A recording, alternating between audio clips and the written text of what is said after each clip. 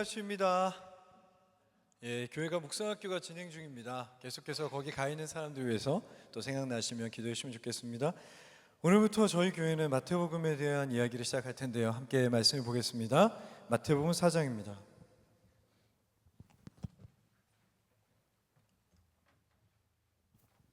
마태복음 4장 18절부터 20절을 저랑 교대로 읽고 20절을 같이 보겠습니다.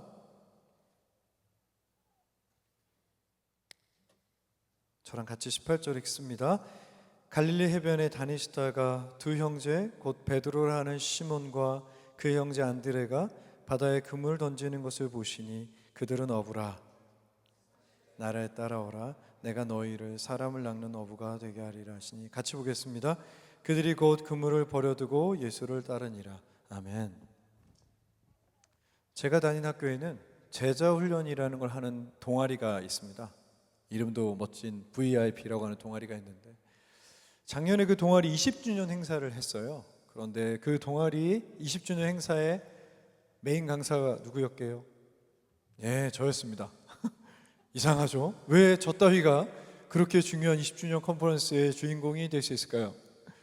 저희 교회만 뭐 제자훈련 하는 것도 아니고 저희 교회는 제자훈련 하는 교회 중에서 가장 큰 교회도 아니고 몇 가지 이유가 있었는데 첫 번째 이유는 유명한 교회는 다 불렀다. 20년 동안 안 부른 교회가 없었다. 우리 강남에 있는 S교회를 포함해서 또 분당에 있는 L교회 포함해서 다 불렀다.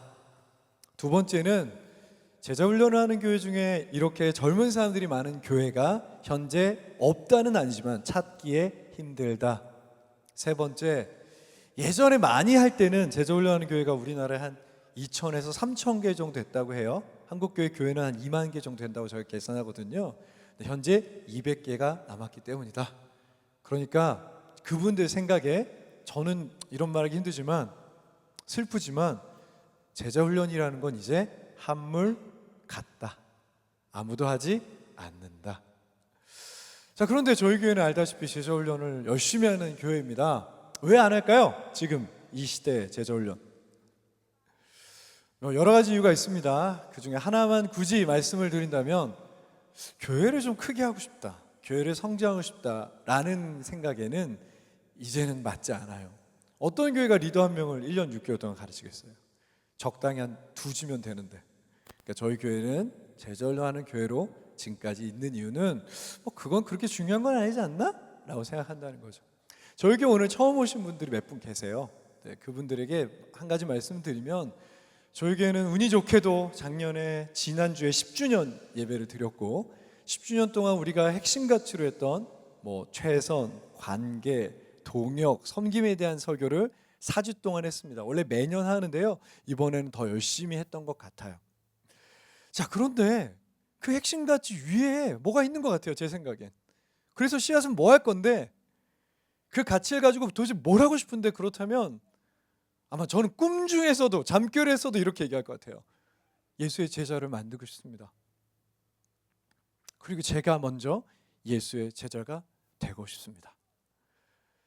교회가 그래서 10년 전에 결정한 게 있는데 생각해보니까 그래서 우리가 이런 걸 하고 있는 것 같아요. 뭐냐면 제가 그 교회를 모욕하거나 비난하는 게 아닙니다. 저희랑 시작이 달랐다는 얘기예요. 무슨 얘기냐면 우리 교회는 교회에서 카페 하지 않을 거야 라고, 우리 교회는 유치원도 어린이집도 안 할 거야 라고, 또 우리 교회는 복지센터도 안 할 거야 라고 10년 전에 우리가 결정을 했습니다. 왜냐하면 우리 교회는 그걸 하는 사람들을 키우고 싶다. 우린 결국 그걸 하는 사람들을 만들어낼 거야 라고 교회 방향을 정했기 때문이에요. 10주년이 됐습니다. 참 감사한 시간이에요. 저는 먹먹합니다. 사실은 3개월밖에 안 갈 줄 알았는데 10년이나 갔잖아요. 무슨 설교를 할까? 저희가 원래 가을이 되면 매년 한 권의 성경을 강해하거든요. 뭘 할까 하다가 다시 복음서로 돌아가서 예수와 제자들에 대한 얘기를 한번 해보자. 보통 그걸 영어로 discipleship, 한국말로 제자도라고 합니다. 예수의 제자는 무엇이었을까? 왜 예수는 제자들을 불렀을까? 제자들은 어떤 사람들이었나? 라는 얘기를 하고 싶은데 오늘은 영광스럽게도 그 첫 번째 시간으로 제자에게 우선 예수께서 요구하시는 게 무엇인지를 나누겠고, 다음 주에 놀랍게도 우성 목사가 돌아와서 보고 있을 거예요. 제 생각에는 좋은 세월은 끝난 것 같습니다. 반대로 좋은 시절이 시작되는 걸 수도 있죠. 어쨌든 다음 주에 또 마태복음으로 계속 설교를 이어나가겠습니다. 자, 오늘 우리가 함께 읽었던 말씀을 좀 볼 텐데 18절 보면 예수께서 갈릴리 해변에 있었다라고 해요. 예수는 지금 가버나움이라는 도시에 계십니다. 갈릴리라는 것은 유대의 몇 가지 지역 중에 저희 나라로 치면 도라고 생각하시면 돼요. 갈릴리 도의 수도 같은 가버나움 해안에 계십니다. 거기 베드로랑 안드레라는 사람이 연안에서 그물을 던져 물고기를 잡고 있었습니다. 근데 좀 특이한 게 있죠. 한번 찾아보실래요? 18절 뭐가 특이해요? 저는 맨 처음에 그게 되게 재밌었어요. 보세요. 베드로라는 시몬과 그의 형제 안드레가 바다에 그물을 던지는 걸 보시니 이 사람들 직업 뭐예요? 어부죠. 그런데 왜 다음에 써놓은 거예요? 그들은 어부다. 이게 좀 사족 같은 얘기가 써져 있습니다. 바다에 그물 던지는 사람은 어부잖아요. 그런데 굳이 그들은 어부다라고 그리스어로 딱 써놨어요. 아마 강조한 것 같습니다. 그들은 어부였다. 이 당시 어부는 뭘까요? 사실 별 차이는 없지만 굳이 차이를 찾아본다면 그 당시 농부는 씨를 뿌리고 수확하고 수확한 거 일부를 세금을 내고 그 세금 중에 남은 것들을 생계로 쓰는 사람들이었죠. 근데 학자들이 말합니다. 어부는 좀 복잡했대요. 우선은 어업권을 사야 되고요. 가끔씩 항구 사용 수수료를 내야 되고요. 그리고 때로는 배를 수리하기에 또 수선비를 내고요. 그물 파는 가게에 가서 그물도 사고 그물도 수선해야 되고요. 당시 그물은 오래를 못 썼대요. 아마사라는 재질로 만들었기 때문에. 그리고 잡힌 물고기를 브로커에게 넘기려면 마리당 세금을 내고요. 그리고 염장해서 파는 유통업자에게 넘길 때도 마리당 세금을 냈다고 합니다. 자, 그렇게 다 내는 거죠. 무슨 얘기냐면 어부라는 직업은 당시의 경제 네트워크 거기에 조금 더 들어와 있었던 사람들이라고 말해요. 한마디로 요새 얘기로 하면 어부들은 세상 돌아가는 거 어느 정도 알던 사람들 그렇게 생각하시면 되겠어요. 저도 예전에 설교를 들었고 저도 제자만에서 이런 얘기 했는데 다 취소해요. 이제부터 저한테 훈련 받으시면 다 잊어버리세요. 뭐냐? 이 예수의 제자들 중에 한 4명 정도가 어부들인데 이 사람들은 배도 있었고 또 요한이라는 야고보라는 사람은 일꾼도 있었기 때문에 이 사람들은 꽤 부유했다라고 제가 가르쳤어요. 근데 취소해요. 요새는 그렇게 말을 안 하더라고요. 학자들의 생각이 바뀌었어요. 여기서 일꾼이 있다라고 했던 건 아마 가족 경영 시스템인 것 같아. 대부분 조카들이야. 아니면 농업협동조약처럼 어업협동조합이라 이들은 품앗이를 했던 거지 이들은 고용주가 있는 중산층이 아니야 라는 게 다수 의견이더라고요. 그리고 배를 사용료를 냈던 사람들이고요. 또 항구 수수료도 내야 되고요. 물고기를 잡으면 세금으로 뜯어가는데 로마가 뜯어가고요. 지역 영주들 뜯어가고요. 그래서 지금 발견된 것들을 보면 이 사람들은 때로는 배에 구멍을 내서 일부러 그 연안에 배를 가라앉힙니다. 왜냐하면 살 수가 없었던 거예요. 마지막에 뜯어가는 게 누굽니까? 그렇게 세금 내고 수수료 내고 사용료 내고 다 마지막에 가져가는 사람들. 누구예요? 바리새인입니다. 종교 지도자들이 가져가요. 너무 슬프게도 바리새인들은 쉽게 말하면 그 당시 유대의 랍비들, 유대의 목사님들은 다 이중직이었어요. 직업이 하나 더 있어요. 이 사람들의 직업은 고리대금업이었습니다. 왜냐하면 바리새인들은 현금이 많았거든요. 왜냐하면 그들은 많이 걷어갈 수 있는 사람들이었거든요. 제가 아까 말했죠. 농민들도 세금을 50% 수출했다 그래요. 근데 저희 나라 역사로 보면 저희 나라는 또 민의의 나라잖아요. 의의 나라잖아요. 세금이 10% 이상 되면 봉기가 일어났다고 해요. 근데 이 당시 세금이 50%였다는 거죠. 기본 로마에 내는 세금만. 영주들은 따로 내야 되는 거예요. 살 수가 없는 시대입니다. 그런데 제가 앞서 말씀드린 대로 이 어부들은 세상 물정 돌아가는 걸 조금은 더 아니까 진짜 암울하다. 진짜 바뀌지 않겠구나 라고 생각했을 거라고 합니다. 바로 그 상황에 예수가 오신 거죠. 그리고 이렇게 말합니다. 나를 따르라. 저는 나를 따르라란 얘기를 두 가지로 생각해 보면 좋겠다고 생각했어요. 첫 번째는 도대체 그들이 누구를 따라간다고 생각했을까? 두 번째, 도대체 무엇을 위해 왜 따라간다고 생각했을까라는 걸 가지고 한번 얘기해 보고 싶습니다. 첫 번째, 그들은 누구를 따라간다고 생각했을까요? 그 당시에 나를 따르라라고 말하는 건 종교 선생님은 아니었어요. 그 당시 종교 선생님을 랍비, 레바이라고 하는데, 랍비들은요 제자들을 부르지 않습니다. 내가 배우고 싶은 사람한테 가서 수강 신청해서 강의 듣는 게 그 당시 랍비와 제자들의 관계예요. 나를 따르라고 말한 사람들은 한 사람밖에 없어요. 그 사람들은 누굴까요? 바로 군사 지도자들입니다. 이 단어 자체가 군사 용어예요. 내 뒤에 서라. 돌격하기 전에 내 뒤에 서라, 이런 뜻이거든요. 17절의 예수의 첫 번째 설교도 이와 비슷합니다. 제가 17절의 첫 번째 설교를 읽어드릴게요. 이때부터 예수께서 비로소 설교하셔 이르되 회개하라 천국이 가까이 왔다. 이게 예수의 첫 번째 설교입니다.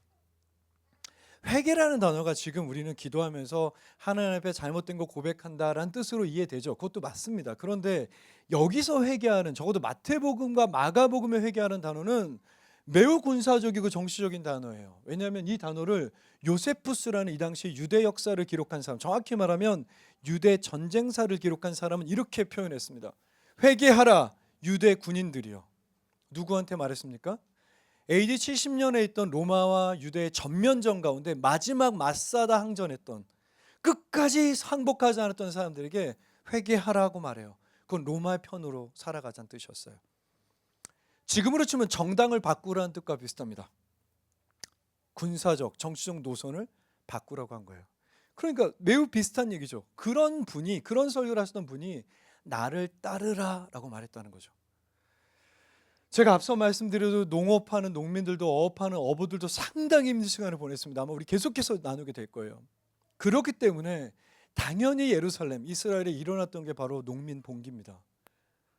농민 봉기가 일어날 때마다 어떤 사람들이 나타났냐 하면은 내가 메시아다, 내가 당신들을 해방시키겠다, 내가 모든 것들을 바꿔주겠다고 약속했던 사람들이 계속 나타나고 있던 상황이었습니다. 그리고 그들이 바로 민중들에게, 사람들에게 늘 했던 말이 나를 따르라라고 했어요. 그들은 그들을 데리고 광야에 나아갑니다. 100% 광야로 나아갑니다. 예수와는 좀 다르시죠. 예수는 광야로 데려가신 적이 없죠. 광야로 나가서 자신의 꿈과 비전을 말하고 훈련합니다. 그런데 마지막도 똑같아요. 시작도 똑같지만 마지막은 로마 군인에 의해서 반역죄로 100% 처형당했습니다. 자, 다시 한번 돌아가 볼까요? 그물을 던지고 있었습니다. 근데 회개하라고 설교했던 설교자가 나타났습니다. 그리고 이렇게 말해요. 나를 따르라. 당연히 그들은 이 길의 끝에, 예수를 따라가는 끝에 전쟁이 있을 거라고 예상했을 거예요. 위험한 길이라고 생각했을 겁니다. 그런데 바로 이 부분에 있어서 예수와 제자들의 끝없는 오해가 일어나요. 마태복음 처음부터 끝까지 이 얘기가 계속 반복됩니다. 왜냐하면 이 중요한 얘기 하나에 대한 이해가 안 돼요. 예수가 아무리 설명해도 이들이 이해를 못했어요. 그게 뭐냐? 전쟁의, 전투의 대상이에요. 이들은 전투의 대상을 당연히 로마의 지배자, 그 당시 지역 영주였던 헤롯의 사람들, 그리고 종교 지도자, 바리새인, 서기관, 이런 바리새인, 사두개인, 이런 사람들이라고 생각했던 거예요. 그런데 예수는요, 그런 사람들을 전투의 대상이라고 말을 안 했어요. 당연히 포함됩니다. 로마의 총독도, 유대의 총독도, 유대의 왕도 다 포함되는데 그보다 더 깊은 전투의 대상이었어요. 더 깊은, 더 본질적인 대상이었어요. 그게 뭡니까? 그건 악이에요. 인간의 내면의 악이에요. 그리고 악이 나타났기 때문에 시작된 사회의 구조적인 악이에요. 예수의 전투 대상은 바로 그 악이었습니다. 그래서 악에서 구하러 오셨다고 얘기합니다. 그래서 이 이야기 다음에 5장, 6장, 7장, 8장부터 나오는 얘기는 어떤 얘기가, 이상한 얘기가 나오냐면 계속해서 귀신이 떠나가는 얘기가 나와요. 왜냐하면 예수는 그 숨겨졌던 악을 드러내고 떠나게 하는 일을 하고 있었거든요. 두 번째 얘기를 해보겠습니다. 도대체 왜 따른다고 생각했을까요? 왜 예수를 따른다고 생각했을까요? 좀 더 구체적으로 말하면 무엇이 되기 위해 예수를 따른다고 생각했을까요? 19절 보겠습니다. 말씀하실 때 나를 따라오라. 그 다음에 같이 읽어볼까요? 시작. 내가 너희를 사람을 낚는 어부가 되게 하리라. 번역 중에서 제 생각에 가장 잘못된 번역 중에 하나예요. 사복음서. 왠지 이 얘기를 좋아하는 사람도 있을 것 같잖아요. 사람을 낚다, 신천지, 사람 낚아오는, 모략을 하는, 유혹하는. 근데 교회도 계속 그래서 사람 낚아오라고 하는 거죠. 이거 그 뜻이 아니에요. 낚는다는 동사가 아예 없습니다. 정확한 표현은요, 나를 따라오라, 내가 사람의 어부가 되게 하겠다라고 하신 거예요. 다 마찬가지입니다. 낚는다는 표현이 없어요. 자, 그렇다면 사람의 어부가 되게 하겠다는 무슨 뜻이었을까요? 성경에 딱 한 번 나옵니다. 이건 좀 찾아볼게요. 중요한 얘기입니다. 도대체 사람의 어부가 무슨 뜻인지 예레미야 16장 16절 17절, 예레미야 16장 16절 17절을 같이 읽습니다. 제가 16절 읽고요, 17절을 같이 읽을게요. 여호와의 말씀이니라. 보라, 내가 많은 어부를 불러다가 그들을 낫게 하며 그 후에 많은 포수를 불러다가 그들을 모든 산과 모든 언덕과 바위 틈에서 사냥하게 하리니. 같이 읽습니다. 시작. 이는 내 눈이 살펴보므로 그들이 내 얼굴 앞에서 숨기지 못하며 그들의 죄악이 내 목전에 숨겨지지 못하리라. 아멘. 두 가지 얘기를 하는 거예요. 이 이야기는 앞뒤 문맥을 보면 두 가지 얘기를 해요. 첫 번째, 때가 있을 것이다 라는 얘기예요. 사람의 어부는 메시아의 시대가 오면, 뭔가 그리스도의 시대, 뭔가 새로운 시대가 오면 이들이 나타날 것이다 라는 예언이 있었어요. 두 번째, 그들이 나타나서 무슨 일을 하냐면 숨겨졌던 악을 드러나게 할 것이다. 숨겨졌던 악, 언덕과 산속과 숲속에 숨겼던 그 모든 악을 사람들 모아서 드러나게 할 것이다 라고 얘기했어요. 그게 사람의 어부란 뜻입니다. 그런데 여러분, 그래도 이상하지 않아요? 보세요, 너무 중요하단 말이에요. 무슨 뜻이냐? 마태복음에서 가장 중요한 주제가 뭡니까? 1장부터 28장까지 가장 중요한 얘기가 뭡니까? 제자도라고 말해요. 근데 제자도가 뭡니까? 사람의 어부. 그럼 사람의 어부에 대해 좀 더 설명을 했어야 되지 않아요? 사람의 어부는 이런 거야, 사람의 어부는 저런 거야, 이런 존재고 저런 존재고 이걸 위해 하는 거야. 그런데 그냥 사람의 어부, 그거밖에 없어요. 왜냐? 사람의 어부라고만 해도 그들은 충분히 이해할 수 있었기 때문이죠. 왜 그렇습니까? 이 당시에 그들이 사람의 어부로 유명한 사람 한 사람 알고 있었기 때문입니다. 그게 누굽니까? 바로 세례 요한이에요. 3장 2절을 보겠습니다. 세례 요한은 이렇게 설교하기 시작합니다. 회개하라, 천국이 가까이 왔느니라. 야, 예수의 설교와 동일하죠. 그리고 그가 했던 유명한 설교 한 편을 그냥 써놨어요. 그냥 여기 직접 인용했어요. 9절 10절입니다. 제가 9절 볼 테니까 10절 여러분 읽어주세요. 속으로 아브라함이 우리 조상이라고 생각하지 말라. 내가 너에게 이르노니 하나님이 능히 돌들로도 아브라함의 자손이 되게 하시리라. 읽습니다. 시작. 이는 도끼가 나무 뿌리에 놓였으니 좋은 열매를 맺지 아니하는 나무마다 지켜 불에 던지리라. 아멘. 무슨 얘기냐? 세례 요한이란 사람의 어부가 있었다는 거죠. 사람들을 모아서 악을 드러냈습니다. 이 시대의 악은 우리 시대 악과 동일합니다. 어떤 악이냐? 자신의 삶에 대해 고민하지도 않고 자신의 삶에 대해 회의하지도 않아요.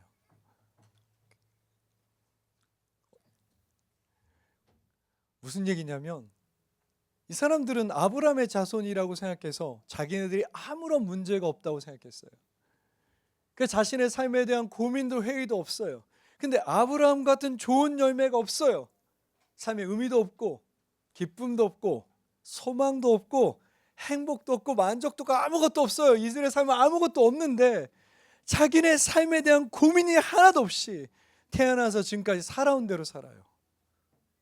누가 말해준 대로 살아요. 그거 말고는 아무것도 없었어요. 바로 이런 상황에서 세례 요한이 이렇게 설교하기 시작합니다. 여러분 모두 스스로 아브라함의 자손이라고 생각하지 마십시오. 좋은 열매가 없지 않습니까? 당신들은 구원받았다고 생각하지 마십시오. 당신들의 삶이 좋은 삶이라고 생각하지 마십시오. 당신들의 삶에 대해 고민하십시오. 회의하십시오. 그렇지 않다면 심판받을 것입니다. 그렇게 악을 드러내고 그 악에 대한 고민과 회의를 시작하게 만들었죠. 사람의 어부라고 써도 충분했던 건 좀 모순적이지만 예수보다 먼저 온 예수의 제자가 있었기 때문입니다. 그가 바로 사람의 어부 세례 요한이었습니다. 제자들은 충분히 이게 무엇을 의미하는지 알고 있었습니다. 이 이야기를 마무리하기 전에 한 가지 질문이 남아요. 제일 궁금해요. 늘 궁금한 부분 뭡니까?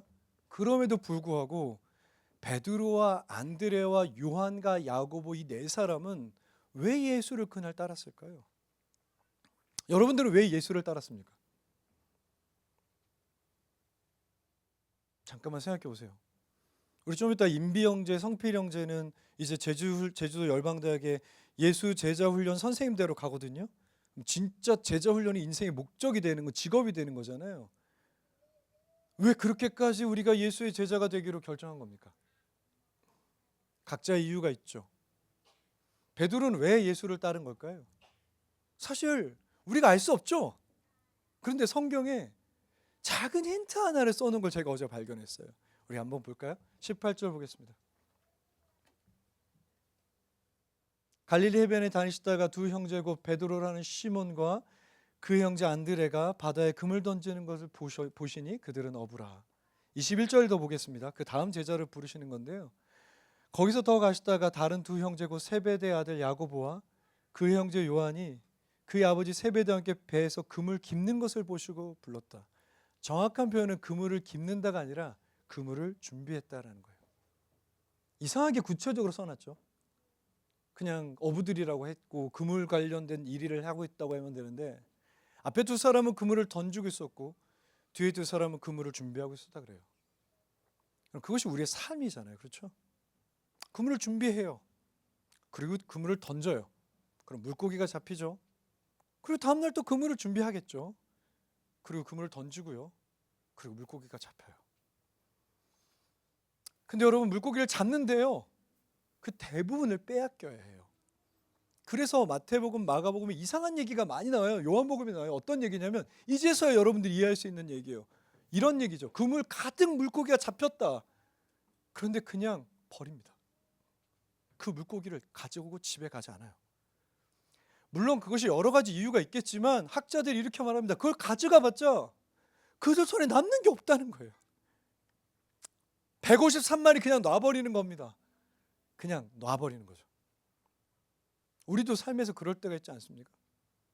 그물을 준비하고 그물 던지고 그렇게 살아가고 있는데 내 삶에 의미가 없는 거예요. 이거밖에 없는가? 이게 전부일까? 이게 진짜 단가? 삶에 이것이 단가? 내가 원했던 게 이건가? 이런 생각을 하게 되는 날이 있잖아요. 적어도 베드로와 안드레는 그렇게 생각했던 것 같아요. 이것이 다가 아닐 수 있다.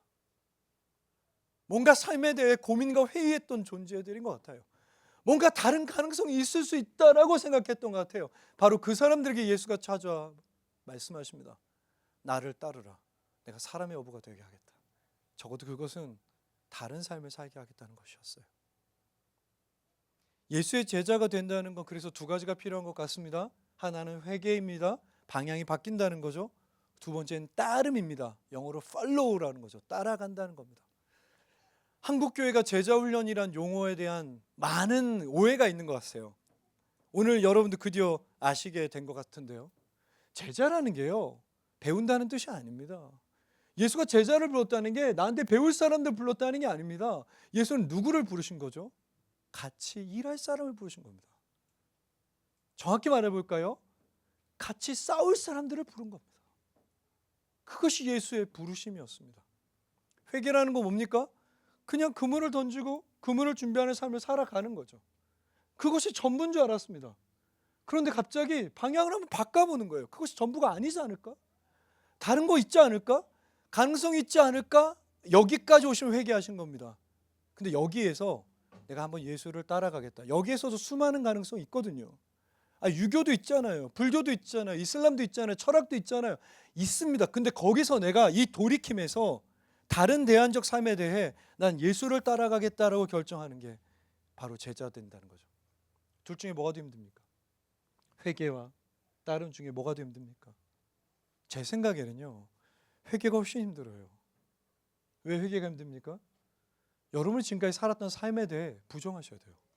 아니다! 내가 살았던 삶이 아니다! 라고 얘기하셔야 돼요. 그건 어렵습니다. 삶이 깡그리 부정당하는 느낌이 나요. 제가 최근에 경험하고 있는데요. 내가 지금까지 한 게 영 같아요. 유대교라는 체계 안에서 아브라함의 자손이다라는 말 하나, 나는 아브라함의 자손이다라고 하면 모든 게 해결되는 시대였습니다. 근데 우리도 동일하죠. 자본주의라는 체계 안에서 소비자라는 이름이면 내가 조금만 더 사면, 충분히 사면, 그렇기 위해서 그물을 준비하고 던지기만 하면 될 것이다 라고 생각하는 거죠. 저도 그랬습니다. 공부 열심히 하라고 해서 했고요, 대학을 가라고 해서 갔고요, 그리고 누군가 여자친구 사귀면 좋다고 해서 사귀어봤습니다. 저도 한 2번 사귀어봤어요. 몸과 마음이 피폐해지고 했습니다. 이게 전부인가? 그런데 남들이 그랬어요. 취업을 하면 달라진다고. 그래서 취업도 했습니다. 근데 아기를 하면 달라진다고. 아기를 낳았어요. 좋아지진 않았던 모르겠습니다. 많이 좋아졌을까요? 그리고 나서 아기들이 대학 가는 걸 도와주래요. 그리고 아기들이 취업하는 걸 도와야 된대요. 그리고 그 아기가 결혼하는 걸 도와야 된대요. 이것이 삶의 전부입니까? 자본주의에서 소비자로 살다 아무도 고민하지 않는데 이게 전부입니까? 과연 우리 삶이 이게 답니까? 어떤 사람들은 여기서 이런 고민을 하는 거죠. 여긴 이유가 여러 가지 이유가 있습니다. 그래, 이렇게 살다 죽는 게 끝인가? 어떤 분들은 그 죽음에 대한 두려움일 수도 있어요. 멈추게 하는 힘이요. 어떻게 하는 분은요, 진짜 저처럼, 죄송합니다, 약간 좀 교만했네요. 저처럼 빼고 누군가처럼 최선을 다해 살았는데 안 되는 겁니다. 만족이 없어요. 하라는 거 다 했는데 안 기뻐요. 거의 기쁜 척 해야 돼요. 그리고 죄송한데 여기 아직 회개 안 하신 분들 계시거든요. 그러니까 교회에 안 다니시는 분들, 쉽게 말하면 신자가 아닌 분들 계세요. 전 이름 알고 있습니다. 여러분들이 의미를 잊고 살면 행복해질 수 있어요. 그냥 잊어버리세요. 다음날 예능 뭐 하나 이거 관심 가지세요. 전 나쁜 삶이 아니라고 생각합니다. 1년에 2번 정도 휴가 때마다 여행 준비하시고 가끔 돈 모아서 가방 사고 옷 사면 행복할 수 있습니다. 의미를 찾지 마세요. 근데 저처럼 그게 무슨 의미가 있나 하면, 도대체 이게 무슨 의미가 있나 고민하면 잠이 오지 않습니다. 그래서 내가 얻는 게 뭔가, 이 삶이 도대체 누군가에게 나에게 무슨 의미가 있는가, 그렇게 고민되는 겁니까? 그럼 멈추세요. 그게 돌이켜야 될 시점입니다. 베드로의 시점입니다. 베드로의 시간입니다. 바로 그 시간에 예수가 오셔서 멈춰보자. 그리고 나를 생각해보자. 나를 따르자라고 말씀하셨던 거죠. 따름은 어렵지 않아요. 왜냐? 우리가 예수를 알고 따른 적이 없습니다. 저도 몰라요, 예수를 다. 제자들은 그게 문제였습니다. 그들은 예수를 몰라요. 제자인데 몰라요. 완전히 이해를 못합니다. 끝까지 이해를 못해요. 뭘 보고 따라간 겁니까? 그건 가능성이에요. 저희 교회 처음 오신 분들이 몇 분 계신데 좀 이따 설교를 딱 끝나면요, 7분 동안 생각한 걸 나누세요 라고 해요. 제가 이 교회를 지금까지 10년 하면서 몇 번의 간증을 들었는데 이런 비슷한 간증이에요. 교회 처음 나왔대요. 머리 털려고 처음 나왔는데 옆에 사람이 7분 동안 나누는데 이런 얘기를 했대요. 내가 회사에서 이런 존재가 되고 싶고, 가족에서 이런 존재가 되고 싶고, 나는 이런 걸 좀 바꾸고 싶고. 근데 그 얘기가 한 번도 생각해 본 적이 없는 얘기였대요. 자기는 그냥 살아가고 있었으니까요. 어느 날 나도 저 사람의 고민을 해보고 싶다. 나도 저 사람의 고민을 해보고 싶다. 저 사람처럼 살고 싶다는 아니고, 나도 저 사람처럼 저런 문제를 가지고 생각해보고 싶다. 그래서 따라가기로 결정했던 사람들이 있습니다. 그게 맞죠. 따라감에 대해 고민이 있으면 제가 자신 있게 말하는데 옆에 있는 사람을 보세요. 우리 교회 리더들을 보세요. 호준 전도사 보세요. 다음 주에 올 우성 목사를 보세요. 보기 좋죠. 베드로가 봤을 때는 세례 요한이 보기 좋았던 겁니다. 세례 요한이 봤을 때는 구약의 많은 선배들이 보기 좋았던 겁니다. 잘 모르지만 그 가능성을 보고 따라가는 겁니다. 근데 여기서 마지막 한 가지만 더 얘기할게요. 따라간다는 건요, 때론 내려놔야 된다는 뜻이에요. 당연하죠. 군인이 예전에 가지고 있는 짐을 다 들고 장수를 따라갈 수는 없습니다. 어떻게 보면 이 마태복음의 전반적인 이야기와 우리의 신앙은 비슷해요. 뭐냐? 예수를 따라가다가 뭔가 하나하나 내려놓는 얘기예요. 베드로는 뭘 내려놨습니까? 이날 그물을 내려놨다고 해요. 마태복음 16장이 되잖아요. 그러면 베드로가 마침내 깨달아요. 아! 예수가 하나님이었네. 내가 믿었던 야훼네 라고 깨달아요. 그날 예수가 죽는데요. 난 죽겠대요. 베드로는 신은 영원하다는 그의 신학을 내려놔야 돼요. 신이 죽는다고? 신이 없다고? 내 삶에 신이 사라진다고? 그 오래된 신앙을 포기해야 돼요. 그리고 예수가 십자가 달리기 전에 베드로는 모든 걸 파괴하고 싶어. 나한테 세금과다 같은 세리들, 세금과다 같은 영주들, 세금과다 같은 로마들 내가 다 파괴하고 싶어. 나는 새로운 세상을 만들 거야. 그가 오랫동안 꿈꿨던 그걸 포기해야 돼요. 그게 베드로의 이야기입니다. 우리의 이야기도 하죠. 제가 오늘 여러분 중에 몇 분을 초대하고 싶습니다. 오늘 좀 이따가 노래를 잠깐 부르고 기도할 때 내 삶에 대해 회의가 있다면, 내 삶에 대해 고민이 있다면 저랑 같이 회개하시면 돼요. 회개하겠습니다. 돌이키겠습니다. 그리고 가능하다면 주를 따르겠다고 고백하시면 좋겠습니다. 근데 언제나 따른다는 건 내려놓는다는 뜻이에요. 반드시 내려놔야 따를 수 있습니다. 저도 최근에 주님이 그런 질문을 저한테 하시는 것 같아요. 제 개인적인 삶, 제가 몇 분이랑 나눠서 아시는 분 계실 텐데 너 이래도 따르겠냐고, 너 이래도 따르겠냐고. 여러분도 오늘 저와 같은 잠깐이라도 그 고민을 하시면 좋겠어요. 베드로는 그물을 포기합니다. 요한은 아버지와 배를 내려놨다고 합니다. 근데 멋진 사람의 아들, 사람의 어부, 예수님의 진짜 가장 위대한 제자 세례 요한은 무엇을 내려놨는지가 안 써져 있어요. 3장 4절을 보면 찾지 않으셔도 됩니다. 그가 무엇을 가지고 있는지가 써 있어요. 뭘 가지고 있습니까? 가죽옷 한 벌입니다. 그는 더 이상 내려놓을 게 없습니다. 다 내려놨거든요. 그것이 제가 꿈꾸는 삶입니다. 주님 따라가다 제가 가지고 있는 거 다 주님께 드릴 수 있으면 좋겠어요. 오늘 여러분들 그렇게까지는 안 하셔도 됩니다. 그렇지만 분명한 건 회개하셨습니까? 그리고 주를 따르고 계십니까? 따르고 싶으시다면 오늘 몇 가지는 내려놓으셔야 합니다. 오늘 그런 고백을 함께 드렸으면 좋겠습니다. 같이 기도하십시다. 잠깐 찬양을 할 텐데요. 찬양을 하실 때 먼저 회개의 부르심, 회개의 초청을 하겠습니다. 어떤 고민을 하고 계십니까? 최선을 다해 살아가고 계시죠? 한국 사람들이고 홍대에 있는 교회에 오실 정도라면 저는 여러분들이 힘을 다해 살아가고 있다고 생각합니다. 저랑 비슷한 생각이 있었다면요, 이렇게 열심히 사는데 이게 단가? 이 기쁨이 다일까? 이 만족이 다일까? 이 소망이 다일까? 이런 고민을 하신다면 제가 확신컨대 회개하십시오. 그러면 진짜 삶의 기쁨과 소망과 의미를 발견하실 줄 저는 믿습니다. 혹시 회개하셔서 주님의 사람이시라면 이제 저랑 같은 고민을 좀 해봅시다. 주님, 오늘 제가 뭘 내려놔야 합니까? 내가 주를 따라가고 싶은데 도대체 오늘 이 시간에 내려놔야 하는 것은 무엇입니까? 주 앞에 엎드려 경배합니다. 오직 주께 주 경배합니다.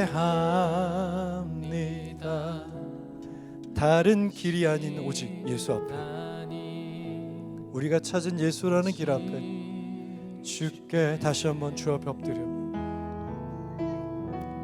주 앞에 엎드려 경배합니다. 오직 주께 주 경배합니다. 다른 길은 안 하겠습니다. 경배합니다. 다른 신 아닌 오직 주께 나의 모든 우상들, 나의 모든 우상들, 나의 결정권, 나의 결정들을 말합니다. 모두 다 내려놓고 오직 가죽옷 하나 있었던 세례 요한 생각하며 나의 모든 우상들, 나의 보좌 모두 다 내려놓고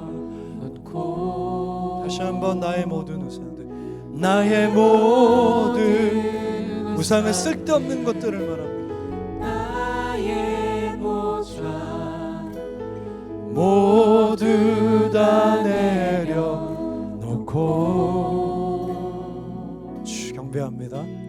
주 경배합니다. 다른 신 아닌 오직 주께. 우리 잠시 다시 부를 때 눈을 감고 제가 가사를 불러드릴 테니까 이런 상상을 해보면 좋겠습니다. 같이 상상하며 이 노래 부를 텐데요, 제 생각에 베드로는 그날 엎드리지 않았을 것 같아요. 눈을 보고 얘기했을 것 같아요. 그래서 우리랑 다르죠. 그런데 베드로가 고민했을 거 아닙니까? 아, 내가 주를 따라가야 되겠다. 내가 분명히 내가 회의했고 고민했던 삶의 가능성이 저기에 있다. 내가 과연 따라가야 되는가? 그리고 여러분 중에 누가 따라가기로 이미 결정하셔서 성도이며 제자라면 내가 뭘 내려놔야 되는가? 여러분이 베드로가 되었다 생각하고 앞에 있는 예수께 불러드린다 생각하고 같이 한번 불러봅시다. 주 앞에 엎드려 경배합니다. 오직 주께. 주 앞에서 부르는 겁니다. 주 경배합니다. 다른 신 아닌 오직 주께. 다른 신 아닌 오직 앞에 예수가 계시다 생각하고 주 앞에 엎드려 경배합니다. 주 앞에 엎드려 경배합니다. 바로 앞에 계신 주님께 오직 주께. 주 경배합니다. 다른 길이 아닌 다른 신이 아닌 주 경배합니다. 다른 신 아닌 오직 주께. 나의 모든 우상들, 나의 모든 나의 보좌, 나의 보좌 모두 다 내려놓고. 다시 한번 우리 마음을 담아 나의 모든 우상 바로 앞에 계신 주님께 나의 보좌 모두 다 내려놓고. 나의 모든 우상들, 나의 모든 우상들, 나의 보좌 모두 다 내려놓고. 다시 한번 나의 모든 우상들, 나의 보좌 모두 다 내려놓고. 나의 모든 우상들, 나의 보좌 모두 다 내려놓고. 주 경배합니다. 경배합니다. 다른 신 아닌 오직 주께. 오직 주께. 주 경배합니다. 주 경배합니다. 다른 신 아닌 오직 주께. 오직 주께. 우리 한 1분 2분 정도 기도할 텐데 아직 돌이키지 않으셨다면 주님은 이렇게 말씀하십니다. 회개하라. 눈앞에 하나님의 나라가 있다. 기쁨입니다. 소망입니다. 만족입니다. 주변의 사람들을 보십시오. 부끄럽지만 저를 보십시오. 꽤 행복합니다. 의미를 찾았습니다. 돌이키겠다 고백하십시오. 이미 돌이키셨다면 잠시 저랑 같이 생각해 보십시다. 무엇을 내려놔야 지금 예수를 따르겠습니까? 생각나시면 간단히 저랑 같이 기도하시면 되겠습니다. 하나님, 제가 이거 내려놓겠습니다. 우리 같이 좀 고백하십시다. 기도하겠습니다. 이 가운데 회개해야 될 분들이 계십니다. 마치 로마에서 이스라엘로 편을 바꾸는 것처럼 지금까지 살아왔던 삶을 부정하고 하나님, 내가 당신 앞에서 이제 새로운 삶의 가능성을 찾아보겠습니다. 내가 새로운 삶의 가능성을 찾아보겠습니다. 새로운 삶의 의미와 소망과 기쁨과 만족을 하나님, 이제 내가 한번 찾아보겠습니다. 누군가 말해줬던 삶이 아니요, 내가 그저 평생 고민 없이 걸었던 길이 아니요, 내가 이제는 회의하겠습니다. 내가 이제는 의심하겠습니다. 내가 이제는 고민하겠습니다. 하나님, 그 고민과 의심과 회의 가운데에 가능성이, 소망이, 의미가 되어주십시오. 사랑하는 주님, 이 가운데 이미 돌이켜 주를 따라야 할 자들이 있다면 오늘 이 시간에 정확하게 말해 주십시오. 우리가 지금 무엇을 내려놔야 하는지.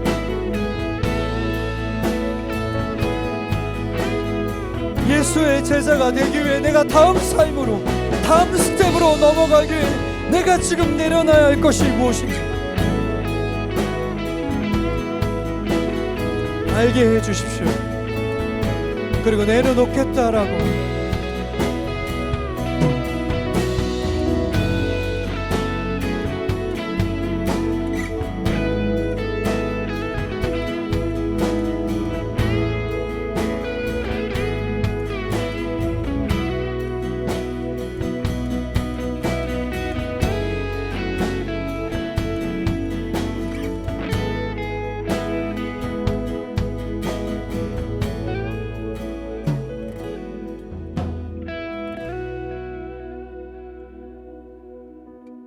주 앞에 엎드려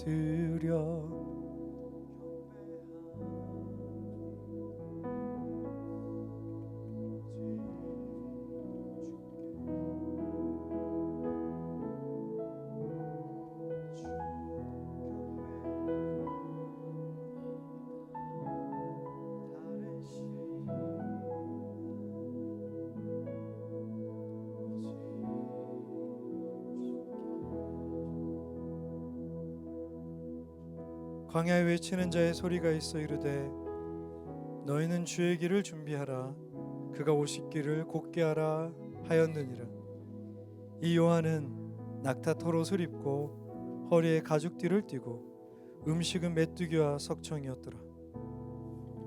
사랑의 주님, 이 가운데 대부분은 당신의 제자들입니다. 제자라 함은 주를 따라가고 또 따라가기에 오늘 우리가 읽었던 베드로처럼 요한처럼 내려놔야 할 것이 있겠습니다. 고민하게 하시고 때가 되면 내려놓게 해주십시오. 그래서 언젠가 우리 가운데 남은 것이 가죽옷 하나라도 주 앞에 내려놓은 만큼 따를 수 있음을 기뻐하며 그것이 우리의 자랑이며 소망과 만족되는 삶 되게 해주십시오. 주님 감사드립니다. 주님은 영원히 우리를 부르시는 하나님이 되십니다. 이 모든 말씀 예수 그리스도 이름으로 기도합니다.